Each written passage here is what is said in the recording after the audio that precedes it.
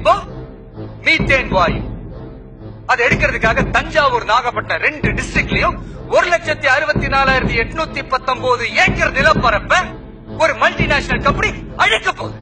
அழிக்க போகுது அப்படிங்கிற வார்த்தையை கேட்ட உடனே உங்க எல்லாருக்கும் ஒரு உணர்ச்சி பெருக்கு வந்துச்சு இல்லையா? ஆனா கிட்டத்தட்ட அழிவை நெருங்கிட்டோங்கிறதா உண்மை. அதுக்கு உண்டான சாம்பிள் இப்ப பாருங்க. இதுதான் ஹைட்ரோ கார்பன், அந்த ஈத்தேன் மீத்தேன் எடுக்கிறதுக்கான பம்ப் இதுதான், குழாய் இதுதான். ஆல்மோஸ்ட் எல்லா ப்ராசஸையும் முடிச்சுட்டாங்க. இது வந்து கீழே 15,000 அடி வரைக்கும் போட்டிருக்காங்க. கீழே இதுல இருந்து தான் எடுக்க போறாங்க. இப்போ மேல கொண்டாந்து ஒரு மிஷினை மாட்டிட்டு டாப்ல மாட்டிட்டு அந்த 600 கெமிக்கல்ஸ் உள்ள விட்டோம் அப்படின்னா ஆட்டோமேட்டிக்கா கேஸ் எடுத்துடலாம். இனிமே தான் பம்பு போட்டு உரியன அவசியம் கிடையாது. எல்லாமே முடிச்சுட்டாங்க. புதுக்கோட்டை, தஞ்சை போன்ற மாவட்டங்கள்ல கிட்டத்தட்ட 2000 கிணறுகள் போடுவதற்கு அவங்க வந்து அடித்தளம் போட்டிருக்காங்க. இந்த 2000 கிணறுகள் அவங்க போட்டு எடுக்கணும் அப்படின்னா அவங்களுக்கு மொத்தம் தேவையான தண்ணீர் எவ்வளவு அப்படின்னு பாத்தீங்க அப்படின்னா 4 டிஎம்சி.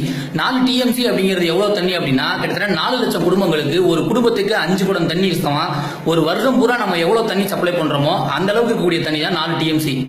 ஆனா நம்ம இன்னைக்கு கர்நாடகாரங்கள்ட்ட கேட்டுட்டு கெஞ்சிக்கிட்டு இருக்கோமே, ஆனா இங்க இவ்வளவு தண்ணீர் எங்க இருந்து எடுக்க போறாங்க? நம்மளை சுத்தி இருக்கக்கூடிய ஆறுகள், குளங்கள், ஏரிகள் எல்லா இடத்துல இருந்தும் தண்ணியை எடுத்துதான் இந்த ப்ராஜெக்டே அவங்க பண்ணணும்.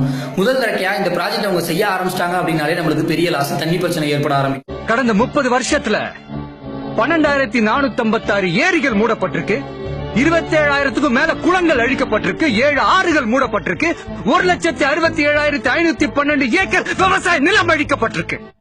ரெண்டாவது, அவங்க இதுக்குள்ள ஊத்தக்கூடிய கெமிக்கல்ஸ் கிட்டத்தட்ட 690 கெமிக்கல்ஸ் உள்ள ஊத்துறாங்க. அந்த கெமிக்கல்ஸ் மறுபடியும் வெளியே எடுக்கிறாங்க கேஸோட.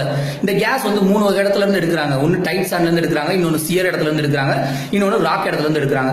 சோ இதுல இருந்து எடுக்கக்கூடிய இந்த கேஸஸ் அந்த கெமிக்கல்ஸோட சேர்ந்து தான் வெளியே வரும்.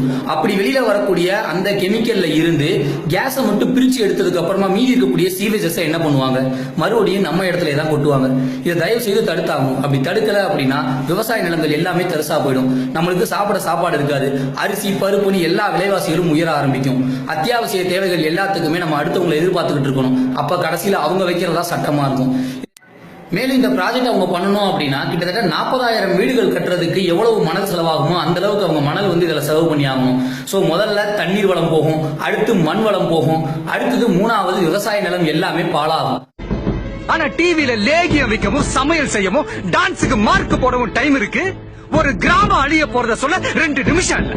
இது நம்ம எடுத்தோம், இந்த கைட்டோ எடுத்துட்டாங்க அப்படின்னா 200 கிலோமீட்டருக்கு பாதிப்பு தான். பாலைவனமா கண்டிப்பா மாறும். இன்னைக்கு எடுத்தாங்கன்னா 10 வருஷத்துல இந்த ஏரியா ஃபுல்லா பாலைவனம் மட்டுமே.